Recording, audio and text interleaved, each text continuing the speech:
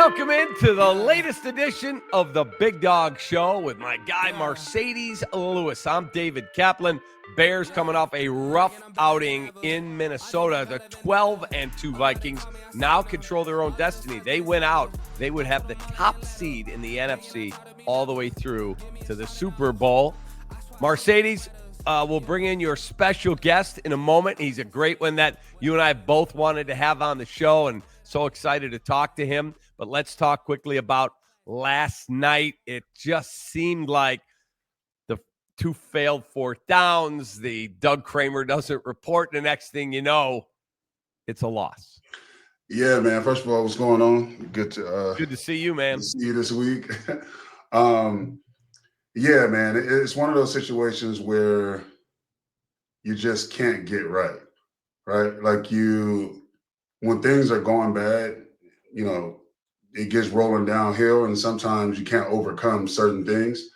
And then when you have some of the luck that we've had, things are just going to continue to show up until you actively want to change those things, right? Like Doug not reporting in the game, the fourth downs, or going for it on our side of the field. Like, it was just one of those things. We're trying to get things going and like kind of have a spark, right? We're on the road, nothing to lose. So just go out there and compete and be aggressive. Yeah, man, it just didn't work in our favor. Obviously, we're not going to stop being aggressive. We got to go out there every week and continue to try to do things to get a spark and potentially, stay on that field so our defense can get some rest, and then they can do their thing when they're on the field. And, it's a bad position to be in, and not even in terms of wins and losses, just more so morale, right? And you just always want to make sure that the mental preparation and the spirit between teammates are good throughout, right? We got 3 games left, and I know I'm going to play my ass off. Like, that's not nothing to even question. I know my boy that we're bringing in now is going to play his ass off too. It's just about continuing to lead from the front, and be professionals. I mean, what can you do? Things that we need to fix on this team, you can't do it in 3 weeks. Correct. So it's about getting better every day and going out there and doing what your coach should do, and then worry about the rest in the offseason. All right, let's bring your special guest in. He is, one of the top players at his position in the National Football League. He is Jaylon Johnson, a captain with the Chicago Bears. Jaylon, thanks for taking time for me and for Marcedes on his show, the Big Dog Show. I know last night did not go the way everyone had hoped, but in looking at the numbers today, it seemed as though when you did have Justin Jefferson, you did a hell of a job on him.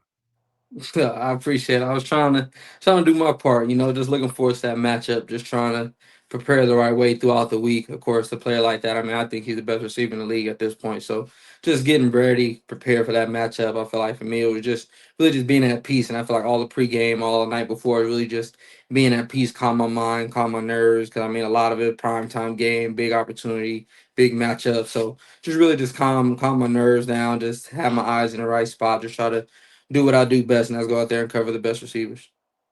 And what I will say too, Cap, is Jaylon is one of those guys that takes his job very serious. I think that we kind of connected in a way organically without necessarily me going to his locker and being like, hey, man, I think you're a good player. It happened on the field first, right? And like I've told you before, like in this league, relationships are built and chemistry is built based on how you come to work, whether it's on the field, off the field, how you treat people, and how you attack your craft. And he's one of those guys that's a dude, and that's just different in this league. And on top of that, he's the way he leads is the way I lead, kind of, right? Having a knack to say the right things at the right time and not necessarily just being a rah-rah guy. Nobody respects that. We're all grown-ups. And I feel like Jaylon has done a really good job and took a step this year of not just only balling out, but bringing others with him and leading from the front. And he gave a speech to us. Was it Friday, Jaylon?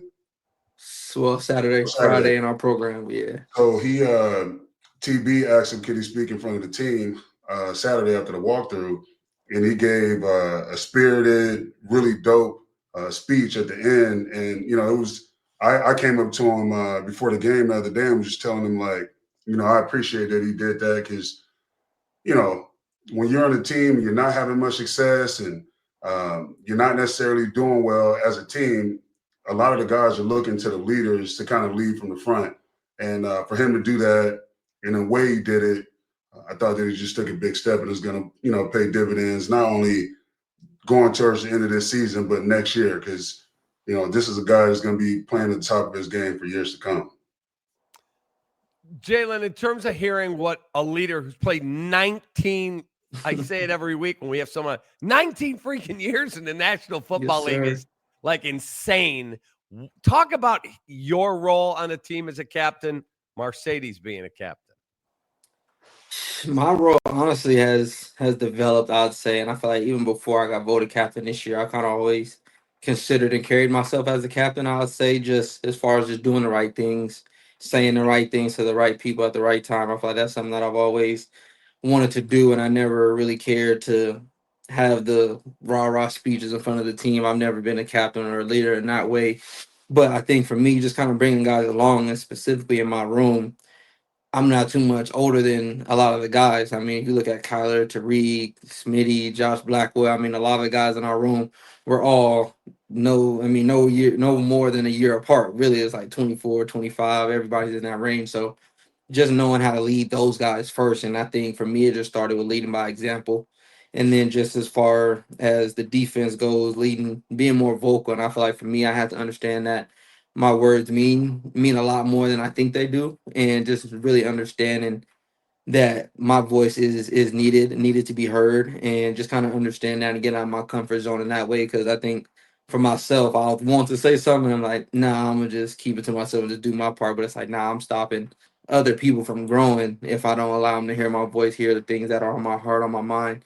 And again, it's come because I've earned the right to do it. I mean, I've been, of course, with the Bears for a long time, but being able to play at a high level, being able to be a high level person throughout the building, get to the second contract, doing things the right way, of course, propelled me to be in a position to do it. And I think really just seeing Marcedes do it just in the fashion that he does, of course, his evolution throughout, of course, his time with the Bears, but just throughout the league, I feel like for him, he's seen a whole lot. He's been his voice means something. Like, yeah, he's a big guy in stature, has a deep voice, but it's like when he talks, it's not just nonsense coming out of his mouth. It's like now you can tell he's gone through things. You can tell he's struggled. You can tell he's had success. You can tell he's been on the roller coaster of things. So it's like when we winning, I'm sure he has plenty of speeches to give us, but of course we haven't been in that position. But of course, when we're losing, going through adversity, he's been through it. He's seen it. He knows what it's like to be on a talented team and to underachieve. He knows what it's like to be on a good team. So I mean, he just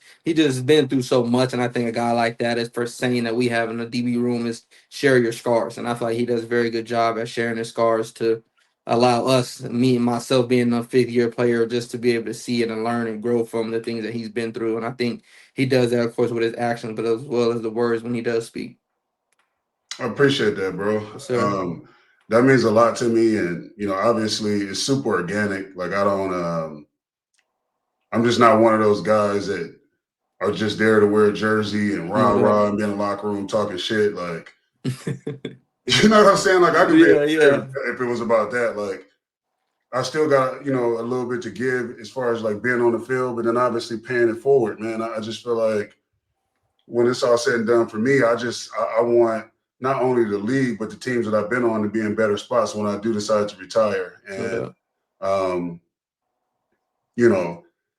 just earlier on in the show, weeks before, Kap and I have been talking about the history of where we've been. Obviously, me last year being here, and then this is my second year here now, and trying to figure out how to get these W's and string these things, and just trying to figure out, because it's obviously hard to win in this league. You know what I mean? Like this is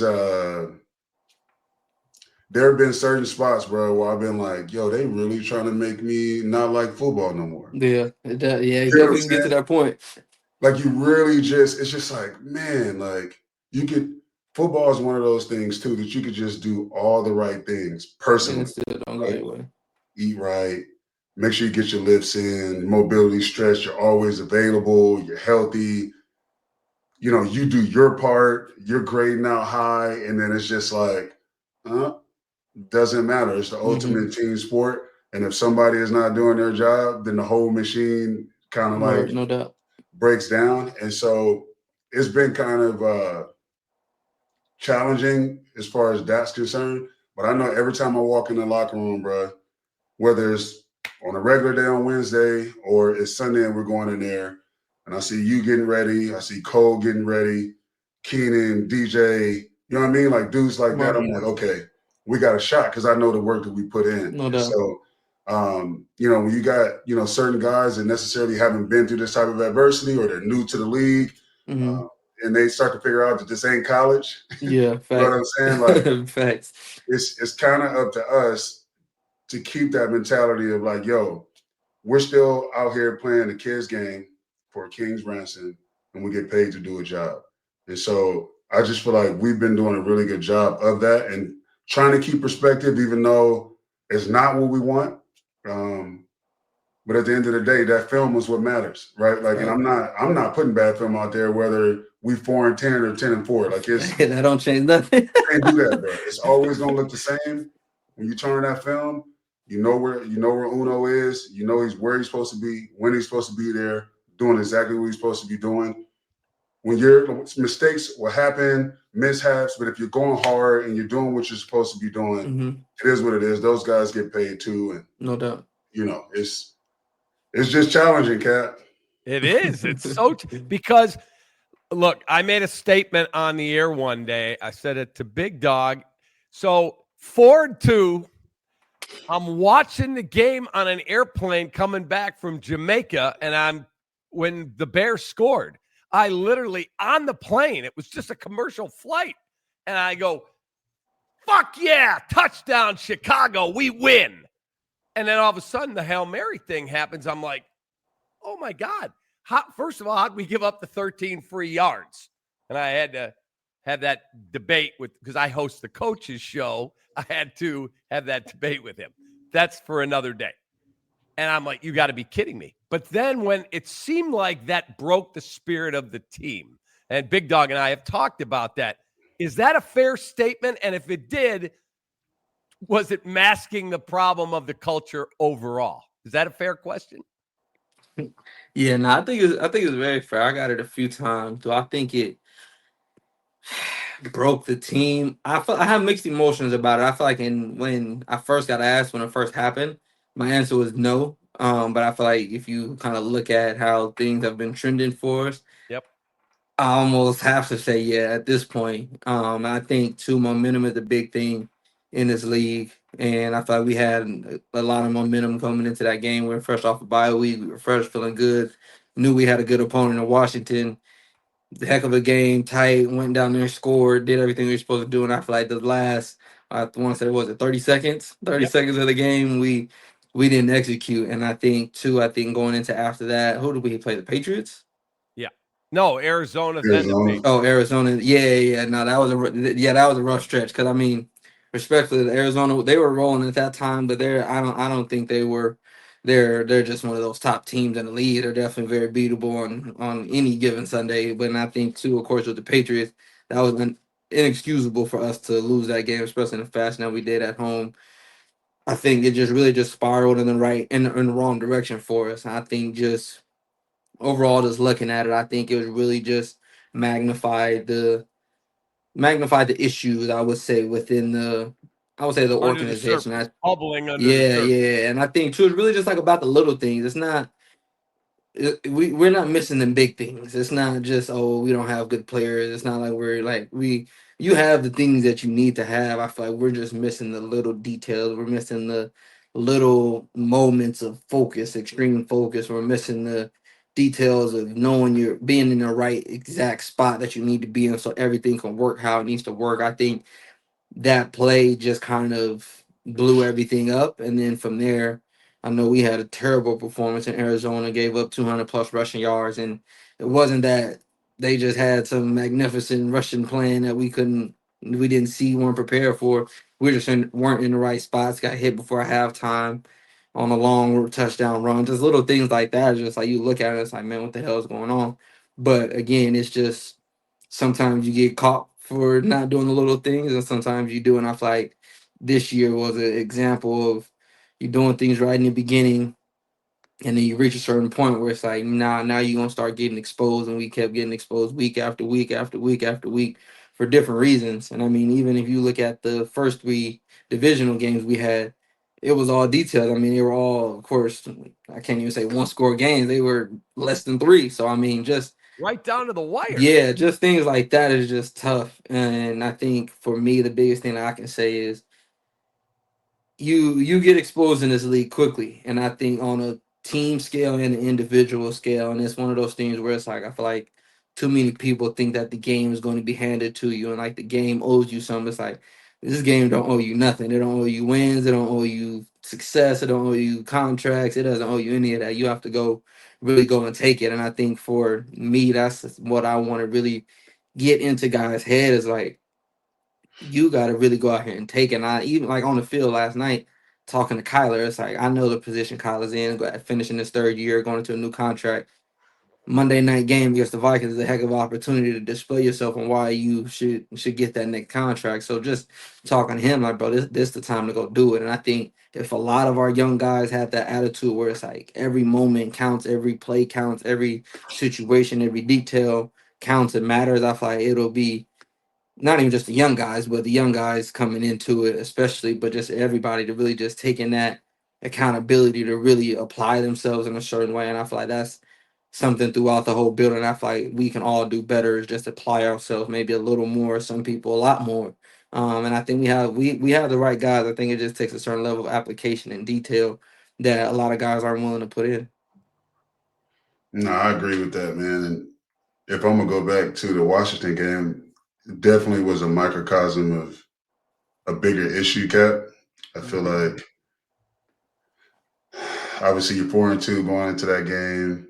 And And thinking you're 5-2 in 31 seconds. yeah, and like even the games before that where we won, I mean, it wasn't necessarily against like great teams, so there's still like Right.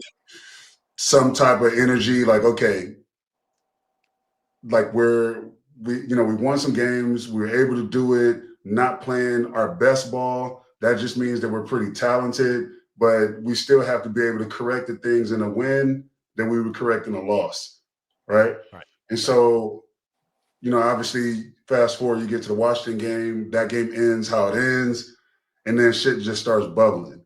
And it's just like invisible finger pointing, right? Like, is it the coaches? Is it the players? Is it, you know what I mean? Like, it's a really hard position to be in. And then obviously, Jalen mentioned going through that stretch where the Patriots, Arizona, shouldn't have lost those. You know what I mean? Like, I just feel like with good teams, all the layups, right? We got a hit. If we're playing at home, we got the Patriots at home. We're struggling really up until that point. We got to take care of that. That's considered a layup. We're at home, right, against a struggling team. And if we are who we say we are, they shouldn't be on the same field as us, right? No doubt. And then that happens, and then it's just like, okay, now it's time to look in the mirror and confront the truth. At this point, like what's really going on, right? Correct. And then it's like, okay, game management stuff. I know from the offensive side of the ball, when Shane was there, it's just everybody was on different pages. I know there's a couple coaches that would like to run an offense a certain way, and then obviously Shane had his own, his own psychology of how an offense should be ran his way, and then you're trying to mesh the two, and then when live bullets come, it doesn't work because it's not on the same page, right? Now everybody's making shit up and guessing And and everybody's doing pointing at the other one. exactly. And like it's just too much pressure on a rookie quarterback, an O-line that's struggling and guys are injured and coming in and out of the game to make stuff up.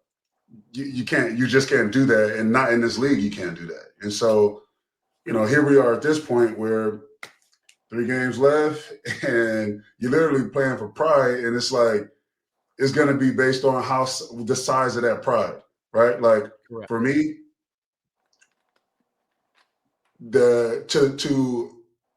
untrained eye, they'd be like, oh, he's 19 years in, 3 games left. He's probably not going to play hard. He probably wants to get home. But to my opponents that have to play against me, that watch my film, I owe it to them to give them what they're watching, right? Like I owe it to them to show up authentically, just like they have on that film. And do your job as a pro. No doubt.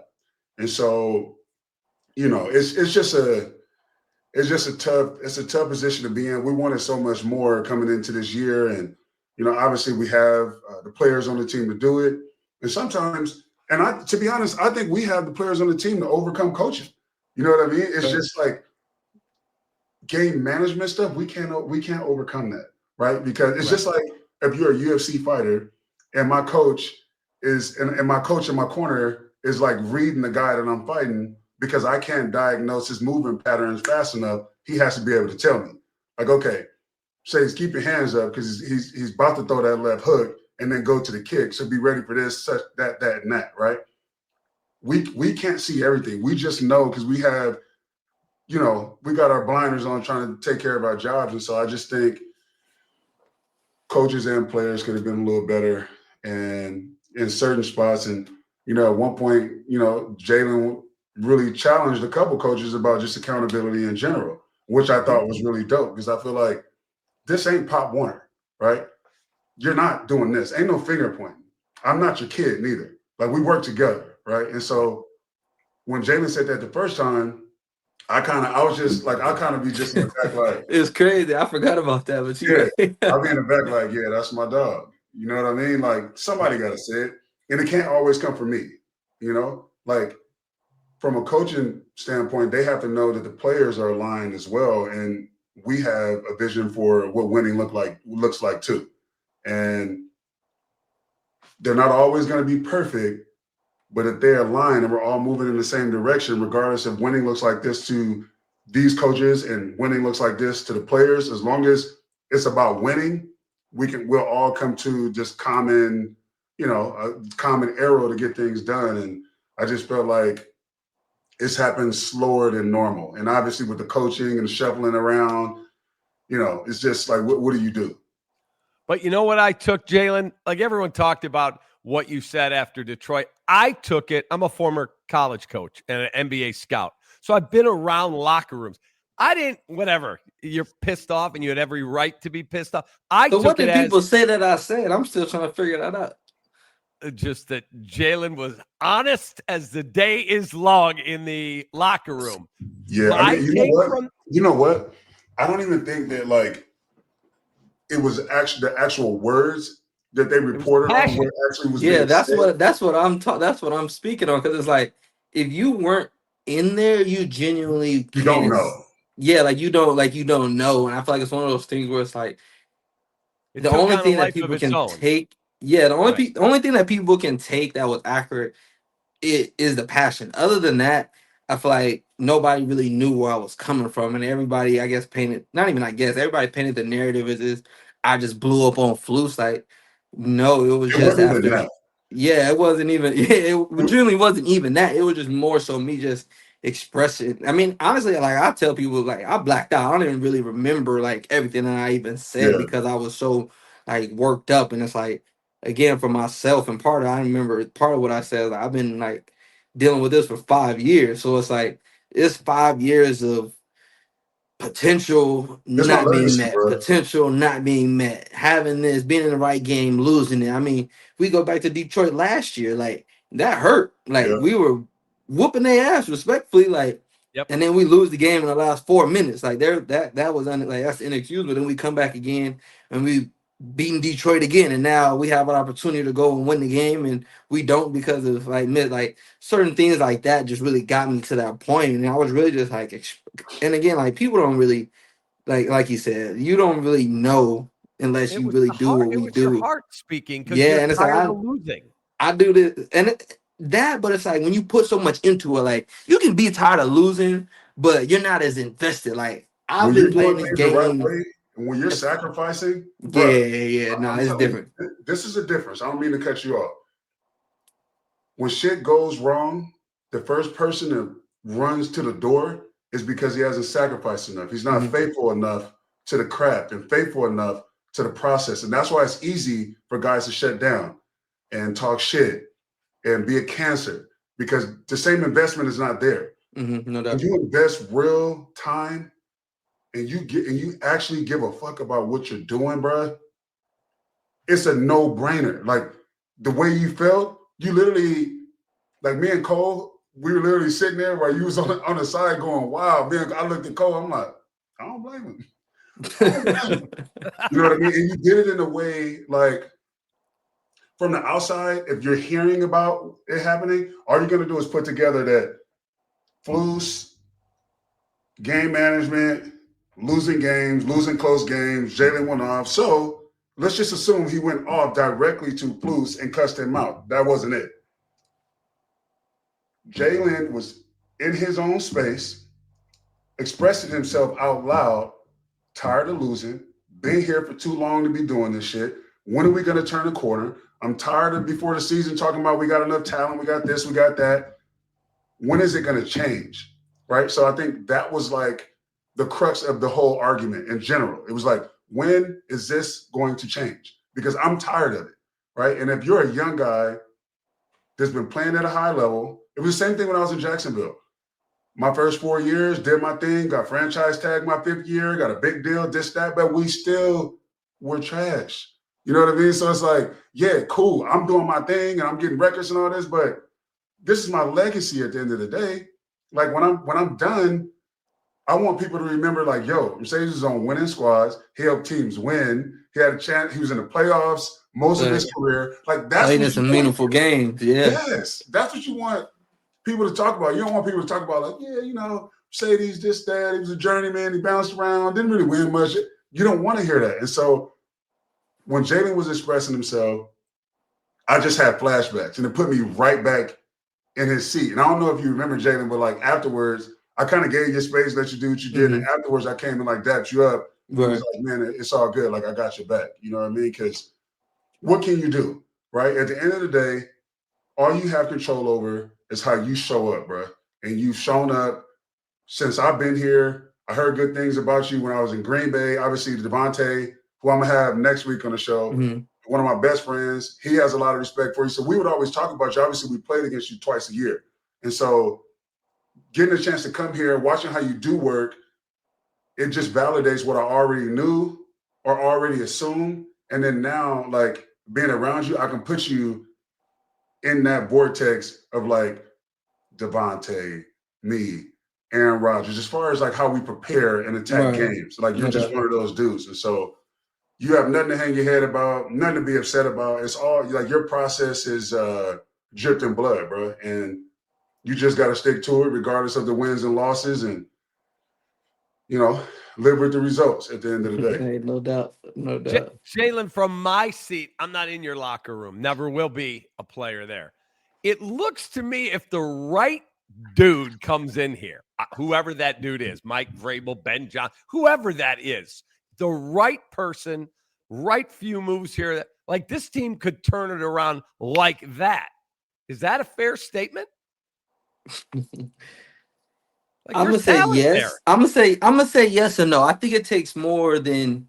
And again, for me, I'm not a big. Oh well, we get new coaches, we'll just be a whole lot better. I can't. I don't like saying that. And of course, we have the right guys. And when I say I think the right guys, I think we have the right guys with the winning, that want to win, that have, of course, the right, like, we have the right guy at quarterback. We have the right receivers. We have the right running back and Dre and Roshan. We have the right people who can play the game at a high level.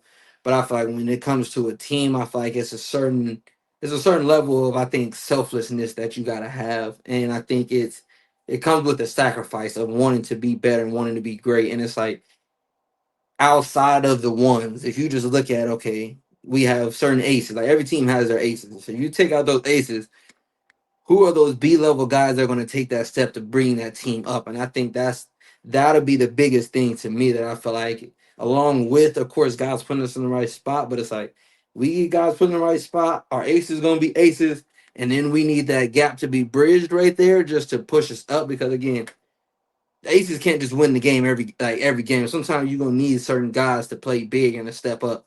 And I feel like we're gonna need that more often. And I think that'll be the biggest thing. I feel like, especially like I think Dex is one of Javon Dexter is one of those guys. Tariq Stevenson is one of those guys. Like if we can get those guys to up their level of play, it's like no, they've shown flashes. They've been good in moments, but it's like if we can get those guys to take those next steps, it's then that's when you just kind of like, damn, what's their weakness or who we're going to go at? And I feel like even like last night, clearly they were going to send Justin Jefferson all over the other place so we can get that matchup. So it's like in that moment and knowing that, okay, boom, Terrell Smith, you got to step up. Reek, you got to step up. Kind of like those guys got to step up to where it's like, okay, damn, so what are we going to do? Type of thing. And I feel like if we get that along with the guys putting us right position, I feel like then that's when it'll be, nah, that team's dangerous. 'Cause I feel like we get the right coaches and okay, they can be good. It's like, nah, I think that part of it will propel us to really be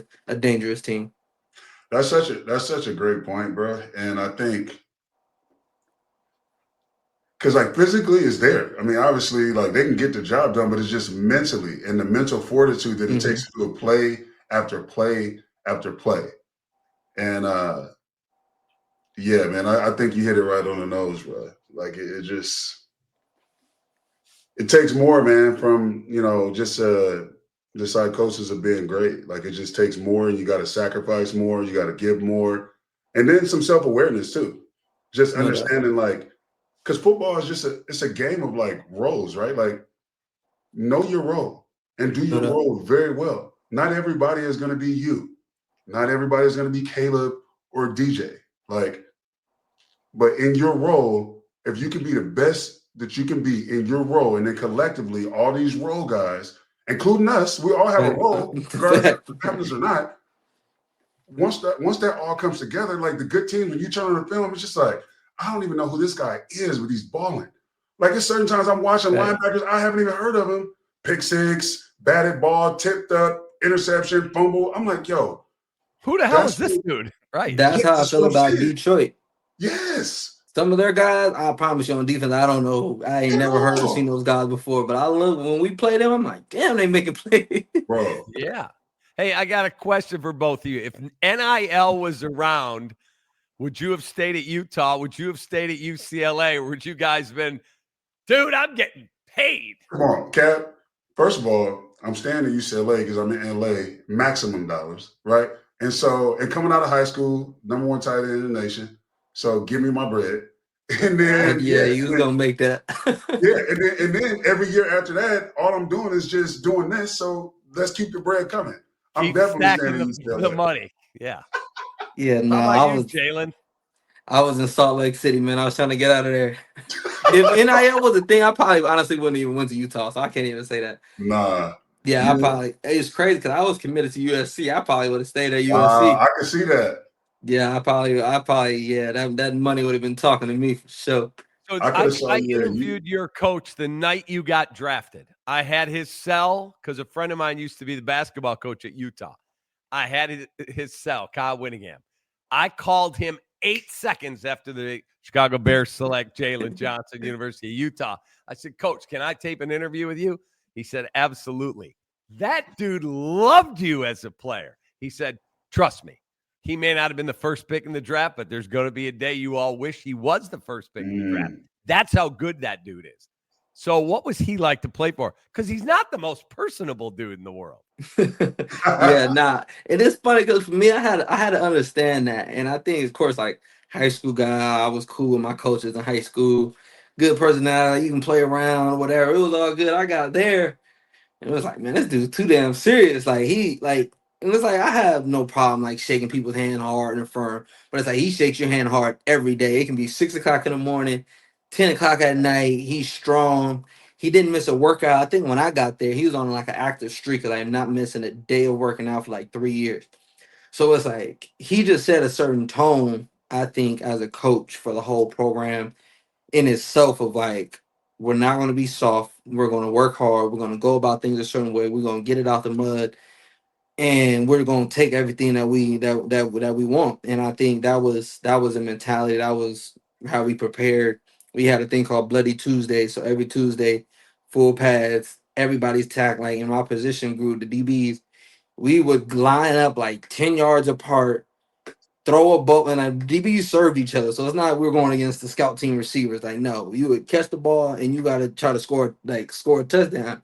And as a DB, you got to run full speed, tackle him. It was from like, I want to say like the numbers to the sideline, full speed. You can either run him over, juke him, jump over him, whatever it is. And if you didn't get him down, you had to go again till you got to stop. So it's like, 'cause for me as a freshman, I'm coming in like, dang, okay, I made one tackle, boom, okay. He's like, Jalen, go again. I'm like, damn, like I just made the tackle, go again. So just that mentality that he got into, of course, the DB, my DB coach, the defense as a whole, it was really tough, gritty, and I think we just really progressed. And I think too, with me coming there, also allowed other recruits to like, okay, damn, what's this 4-star dude going to Utah for? And it's like I played my freshman year, had success, things like that. I started on the back half of my freshman year, and of course starting going into my second year, balling. We played going to my third year. We were I want to say 9-1, 10-1, going to the Pac-12 championship game. Of course, lost that. We were ranked number 5, so it's like that culture kind of just changed from, of course, just playing hard but not really winning to now. We gonna play hard and we gonna start winning and beating these top teams. And I think that was something that I can definitely thank him for. Of course, it wasn't like, okay, I went to his house and ate barbecue, but still, I know he was a damn good coach and was really detailed and thorough and everything there. My experience there was unbelievable. I mean, I got in and got out. That was what I wanted to do. Get my degree in 3 years, play for 3 years, and then go to the league. So I mean, they gave me everything I wanted. That's super cool, man. That's it's rare, but Yeah, that's super dope. Like and that was the head coach? yeah. Yeah, see, nah. He's Like, intense, man. I watched that dude. yeah. I don't know if I mean I've had intense coaches, but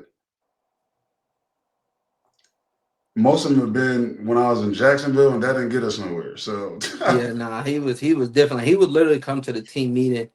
He'll have a towel on his neck, hair wet, and he's like speed walking to the thing. And I'm like, Coach, what the hell did you just get done doing? Like, he was like, oh, I was just across the street swimming.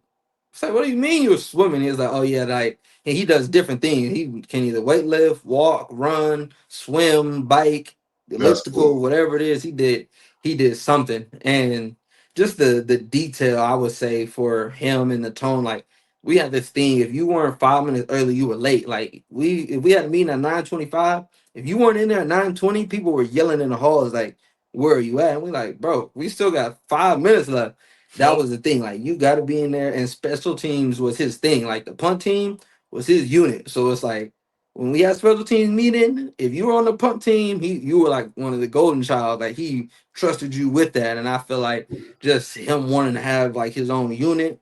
Of course, I mean he gave the defense for the most part to Scally and things like that, but he had his punt team. He took extreme pride in the punter and the gunner. So it's like me, I did the like the plus 50 punts because I was Uh-huh. able to track it down and things like that. Or even in practice, we're running, trying to get our 90 touches. We're trying to top. I mean, it was just intense because I mean, at the end of the day, when you were on punt, it's like, nah, I can't be on film and he's gonna point it out like, nah, like, you're not running fast enough. You're not doing this. The punter get the damn ball where it needs to go. Like he didn't play any games with that. So I mean, it was in the moment it was like, man, he's doing too much. But looking back at it, it was like, nah, he was doing exactly what he needed to do, setting a certain precedence and tone for our team. And I think it really carried for me. It's like now getting to the NFL when I had all the regimes, of course, that I've been going through. It's like, damn, we don't got enough structure. Like we ain't got enough like attitude around here. It's like, nah, coaches need to crack down a little bit. And I think for me, that just comes from where I was in Utah. And it's like now things seem like they're a lot more laxed and things that just kind of let things go. I'm like, see, that ain't where I come from. I came from Coach Whittingham not playing any games. No Yeah, I games. mean, you hear the underlining trust, as he Mhm. talks about the punt team. Like for me, yeah, it's cool to be loved, but when you're trusted, there's more weight on it, right? Right. Like like to be trusted to do a certain job, that means more to me if somebody's like, "Oh, I love Mercedes." You know what I mean? Like trust is different, and I think that's cool that you even remember that energy and those moments of what that means to you. And it clearly has stuck with you, and how you prepare and how you show up. It's all part of it. And No doubt. all you could do is just hope that your teammates have a similar story or a why, why they play this game, and hope that it's strong enough to always show up authentically and do the right thing so we can fucking win these games, bro. Yeah, no doubt. Hey, Jaylon, when you got your first contract or your big contract, was there something you went, I got to go buy that? I worked my ass off to get to this point. I'm treating myself. Did you do that? And if you did, what was it? Nah, I didn't. Honestly, I haven't really. I tell people outside of, I mean, I bought a home, of course. I bought a new home in Chicago, a home in Vegas, things like that. But I mean, for me, that was business moves anyway, as far as Right. property and Investment. things like that. Yeah, so I don't really even count that. But I would just say, no, I haven't bought a car. I haven't bought really anything. I feel like the only thing I spend my money on now consistently is my pregame fits. Other than that, I don't really spend too much on hardly anything. I mean, I try to Stay that way. spread the love as much as I can, but for the most part, I'll try to just take things, put it into the right financial folders, and send it to the right people so they can make me some money. I mean, my goal, and it's crazy because it's like of course, I have enough money to where I can do damn near whatever I want to do, but it's like I want to get to where I got 20 million in the bank and I can live off $1 million a year, and then I can be, then from there, then it's like nah, then I'll Right. start Never doing what the touch hell I the want to do. principal. Yeah, yeah. I want to get to that point. That's my goal right now. I can get to 20 in my investment account, average 5%. I can Yeah, live off $1 million. I feel like I'm good. then that's when I made it. I feel like once I absolutely. get to that point, but I feel like if I go and buy something crazy and it's like, man, I'm taking away from getting to that 20 million. I can't. I'm trying to stay on this straight and narrow right now.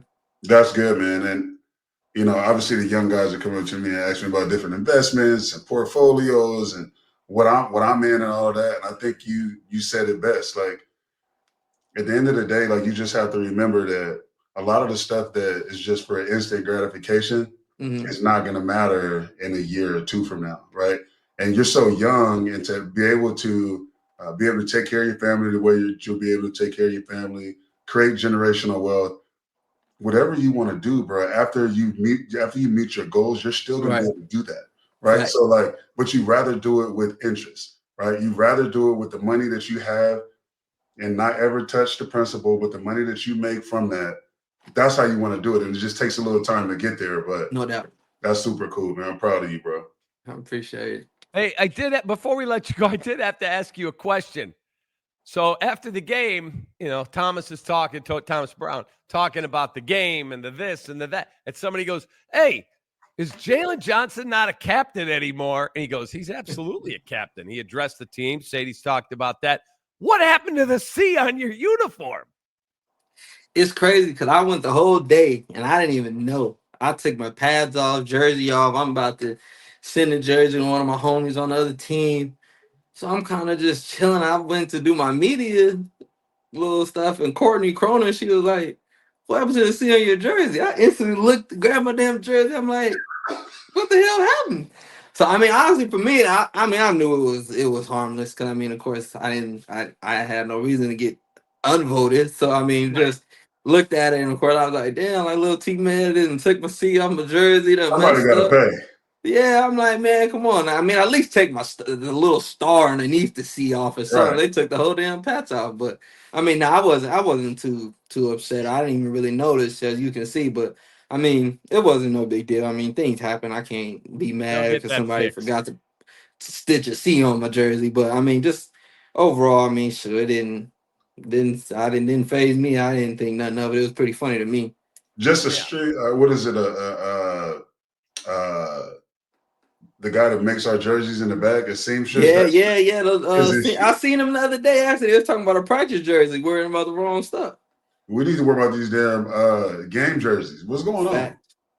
I'm gonna have to go talk to the McCaskies upstairs too. I feel like we gotta see what we can do about some new jerseys. I feel like we've been rocking the stripes a little too long. Did Thanks. you like the all-white jerseys on that uniform that Minnesota wore? Did I? I thought it was Hey, absolutely cool. clean. Yeah, Clean. nah. That was I feel clean. like Clean. I feel like blue and orange is too nice for us to put it like the way that we just wear ours. I feel like it's just a little different. I feel like we got too many stripes. We got stripes on the pants, the jersey, the socks. I feel like we got to simplify it a little bit. Let's just keep the stripes on the jersey. Take the stripes on the socks off. Yeah, take the socks off, take the stripes on the pants off, and then we can mix and match the combinations. Agreed. And we need a white helmet. Agreed. The white helmet would be sick. Yeah, we need a white helmet for sure. We're the only team that don't got a color rush, I think. One of the many teams or few teams that don't got a color rush. We need something all white, all orange. I'm like, there's too many people got to sign off on that, or like, what's up? Like, and also, it's almost like, what is the reasoning for it too? Like if I were to go upstairs and like, yo, what's up? What is your reasoning? What are you gonna say? What are you gonna say that's gonna make any sense to me about nothing? A uniform, playing football, and what we want to wear and feel good wearing on the field. Like, what can you tell me? Just like I can't tell you how to manage a team. Like, you can't tell me how, you know what I mean, what looks good on the field, you know? I think the only thing that could be said, it has to be tradition. Because other than that, I don't feel like there's anything else. I don't know. I think us and Green Bay I think have probably the Green Bay still in practice jerseys. Yeah, they still got the hole. That was something I never understood. If you got holes in your jersey, if I can see the color of your undershirt and your pads through the middle of your jersey, that ain't it. If your jersey is mesh still, like, it ain't it. Russell Athletics. At least it's not like the New York Yankees. You know, the Yankees have a rule going back to the late George Steinbrenner. You cannot have a beard. No facial hair except a tight. That's true. Wow. You're not allowed to wear a beard if you play for the Yankees. And so Jason Giambi was leaving Oakland, and he wanted to play for the Yankees. They offered the most money, and they said, okay, we got the contract done. You got to go shave before the press guy. He's like, what? They said, you want to be a Yankee, you don't wear a beard with the New York Yankees. Yeah, and he shaved it. He shaved it. Well, it looks like I'm swinging a bat for somebody else. I was about to say, to me, it's the principle. Right. Like, what? Like you're messing. Now you're messing with like how I show up, like my individual. Yeah, how I see myself. You're forcing me to come on. Your mojo. Change my appearance. Hey, Jaylon, thanks for taking time for Big Dog and for our show. Sir. Big Dog's been killing it all year on this, and everyone in town is a huge fan of the way you do your business. No doubt. I appreciate you. Big Dog, appreciate you, fam. No, you already know what time it is, bro. I appreciate you making the time. Yes, sir. Let's go try to take care of business these last 3 games and live with the results, man. Hey, I'm going to do that. Cap, good seeing you. You too, man. Look forward to seeing you. Yes, sir. Appreciate you, bro. There he is. That dude is real, man. He is. He's a I dude. like that guy a lot. He's a dude, man. He does shit the right way. And, you know, it doesn't matter if you're 40 years old like me or 24, 25 like him. It's just, if you're cut from that cloth, it's going to show up. You know what I mean? Like, it's certain things that, like, I'm going to do as an individual, as a professional, just because it's how I'm cut, you know? And certain things that you don't have to tell me to do because of how I'm cut, right? Like, it's just the energy, man. It's hard to find that in football team, and that's why it's so hard to win. Not just in this league, but just in general, if people are not on the same page. It's just too tough. You know, like, this is not, you can't overcome things if you got a group of guys over here that just don't really get it. And not necessarily just on the football field, but just like mentally don't understand the why. And if they don't understand the why, they don't ask the right questions to understand the why.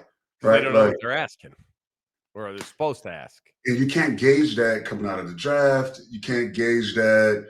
You know what I mean? Like, it's really a shot in the dark sometimes. And like, you're, you know, banking on the fact that like he's a great player. I'm pretty sure he's been coached and been through the right things and through the right adversity. And so as far as his character, he's going to be a guy that shows up and let's just see. And like, sometimes it's going to be amazing. Like, you know, get a guy like Jaylon or, you know, and sometimes it's not. And so it's tough, bro. Hey, man, next week, we're going to talk to Devontae Adams here on your show. Yep. And then we have a little holiday dinner. Yep. We're So going to Chicago Cut. Yeah, we're going to go get dinner. Can't wait. 100%. You're the man. Happy holidays. Merry Christmas. And I look forward to seeing you soon. Appreciate you, man. Appreciate you. You're the man. There he is. That is the Big Dog Show. Bears and Lions coming up on Sunday, and then they get the Seahawks on a short week on the day after Christmas. Happy holidays for Big Dog, from me. We'll see you next time. Take that. Happy holidays. I swear I shoot like Berettas. Yeah. They getting nervous, I seen it. What I seen